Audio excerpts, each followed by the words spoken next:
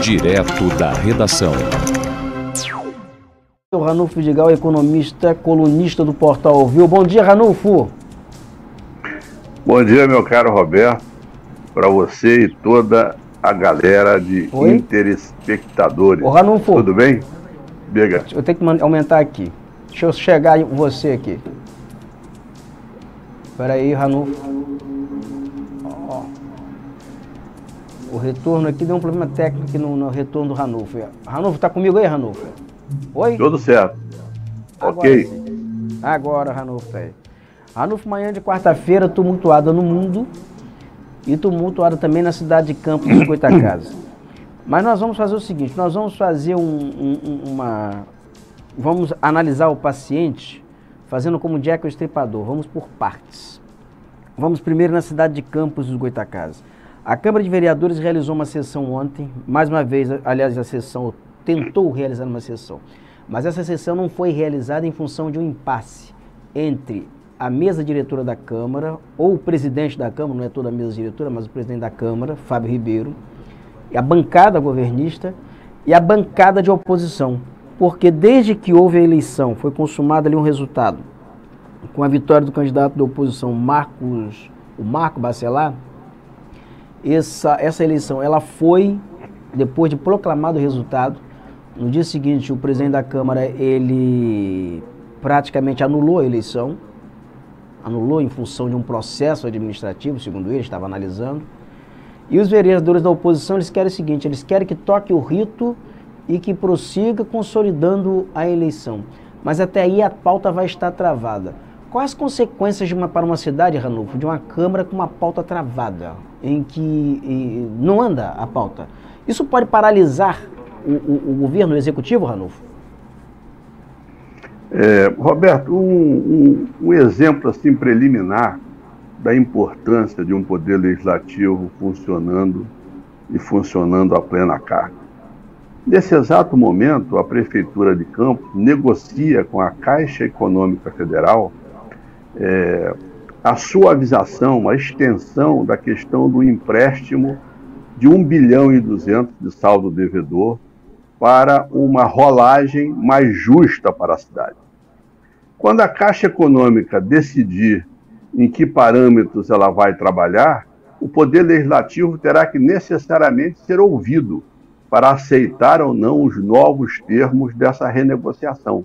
Olha que é uma renegociação volumosa, 1,2 bilhão de reais. Portanto, um Poder Legislativo funcionando, e o Poder Legislativo de Campos tem 25 parlamentares, custa 30 milhões de reais por ano, é fundamental que nesse momento ele esteja presente para fazer a melhor renegociação possível da cidade com a Caixa Econômica. Por outro lado, eu tenho a impressão de que, como o plenário é soberano nas questões de decisões mais importantes da Casa, logo que a Procuradoria da Casa desse o parecer sobre os pedidos relacionados ao final da votação da mudança de mesa diretora, o plenário precisa ser novamente acionado, decidir e seguir o caminho, né? Quer dizer, Campos vai se acostumar a partir de agora, muito provavelmente, com uma oposição forte e com um governo com muito dinheiro em caixa, né? Por sinal, o governo municipal já está antecipando o seu cronograma de obras e intervenções urbanas, o que eu considero uma boa notícia, levando asfaltamento e tapando buracos em várias ruas, né? Portanto, o Poder Executivo tem que cuidar das políticas públicas e o Poder Legislativo, que hoje é majoritariamente de oposição, 13-12, como se estima no tempo presente, vai cuidar de fazer uma oposição propositiva, né? Tem que ser uma oposição propositiva, em cima de fatos, em cima de questões relevantes para a sociedade como um todo. Mas eu volto a dizer, quem é soberano nisso tudo é o plenário da Casa.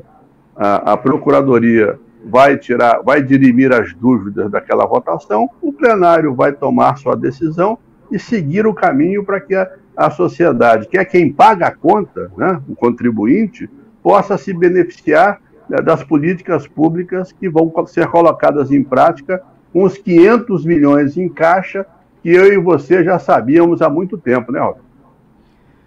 Ranulfo, eu quero até assim explicar aqui que esse programa ele é muito livre, muito independente nessas análises. Ontem nós entrevistamos aqui o vereador Maicon Cruz, foi entrevistado aqui ontem, e eu não entrevistei ainda o presidente da Câmara, o Fábio Ribeiro, aqui, não abri o microfone para falar, porque ele também não quis. Porque a hora que quiser falar também, eu vou abrir aqui e vou entrevistar, vou conversar sobre. Então, vou conversar com todas as correntes sobre esse problema envolvendo Câmara de Vereadores de Campos, e sem paixões, sem lados, sem nada. Eu vou ouvir, que tem que ser ouvido, e discutir situações, discutir temas, e sem personificar essa discussão, que é importante, né? Porque ela é uma discussão séria demais para você ficar personificando, colocando personagens.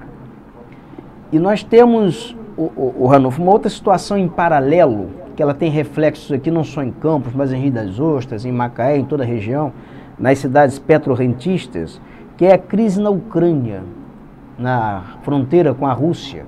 A Rússia ontem ela declarou, ela reconheceu a independência de 2 regiões separatistas da Ucrânia. E isso gerou uma crise. Os Estados Unidos, que já tensionava por uma guerra, isso, assim, digamos que intensificou a crise. E nós já estamos assistindo aí uma reação na questão do barril do petróleo, o Ranulfo.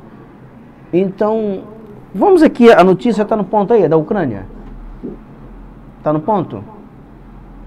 Vamos colocar a notícia aqui sobre a questão da Ucrânia, a crise na Ucrânia, Ranulfo, e a gente comenta na sequência. Vamos lá.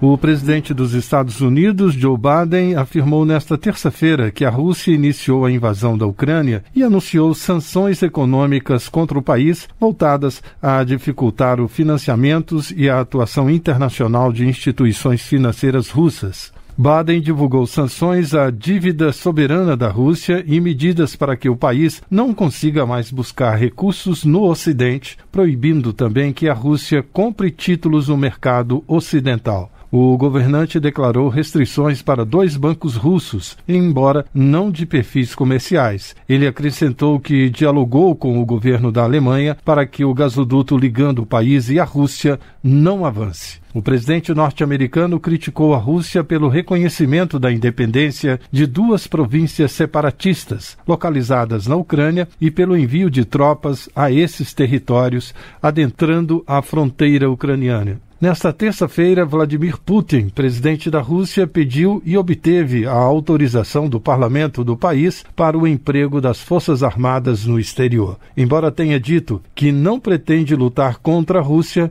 Biden afirmou que irá defender os países da Organização do Tratado do Atlântico Norte, a OTAN, e apoiar a Ucrânia. Com informações da Agência Brasil, Adalto Gouveia, para a Rádio Agência Nacional.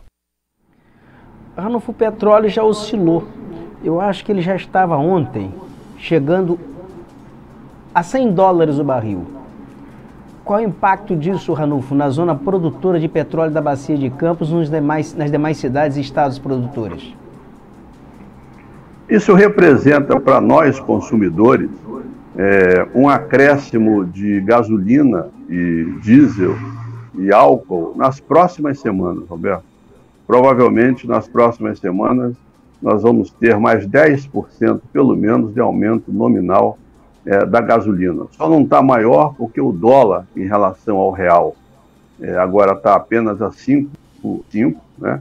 Está mais favorável, porque os investidores lá de fora estão aproveitando essa altíssima taxa de juros que o governo está pagando, estão trazendo dólares, e isso está suavizando.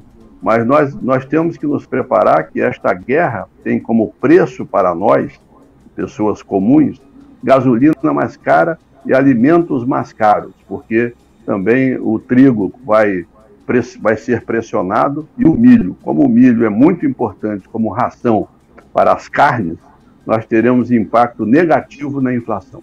Para os municípios petrorrentistas de nossa região, vou te dar um exemplo assim concreto. Peguemos a cidade de Carapebus. Ela já arrecadou só de royalties do petróleo em janeiro e fevereiro 12 milhões de reais, que é um fato inusitado.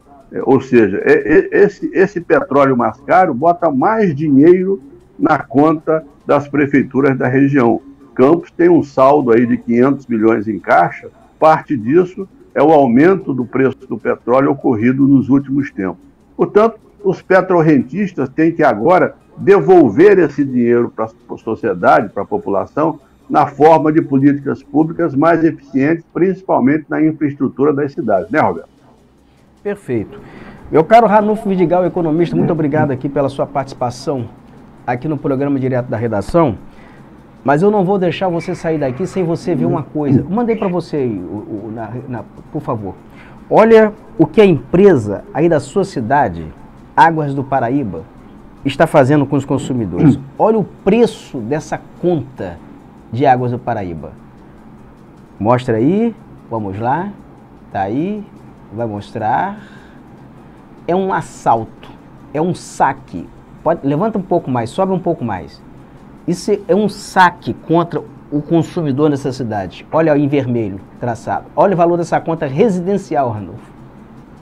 Isso é um assalto escancarado. Todo mundo nessa cidade, ela não teve reajuste.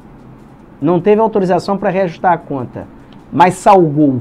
Está salgando a conta. Essa conta aí o consumidor pagava, era R$300, R$200 de conta. Olha para a conta, olha quanto ele está pagando. Porque veio uma conta anterior nesse mesmo valor, ele parcelou, aí diminuiu o valor da conta e ele está pagando parcelamento. Assalto à mão armada, Ranulfo. Isso aí é só para sua despedida. A água de Campos, Roberto, é uma das mais caras do país, né? E nesse momento, com minhas últimas palavras, eu queria dar boas notícias. Primeiro, nós estamos praticamente nos despedindo daqui 30, 40, 50 dias da fase mais difícil da Ômicron. Portanto, o nível de pessoas voltando à atividade produtiva vai subir. 2, o auxílio do governo, que atinge 18 milhões de famílias a R$400, já começou a circular. O auxílio gás já está sendo pago. E as taxas de desemprego estão paulatinamente reduzindo-se. Portanto, isso força as prefeituras a montar uma melhor infraestrutura nas cidades para que, com essa retomada, os empregos possam surgir e as pessoas voltem a ter renda efetiva, né, Roberto? Perfeito. Ranulfo, muito obrigado aqui pela sua participação, economista Ranulfo Vidigal.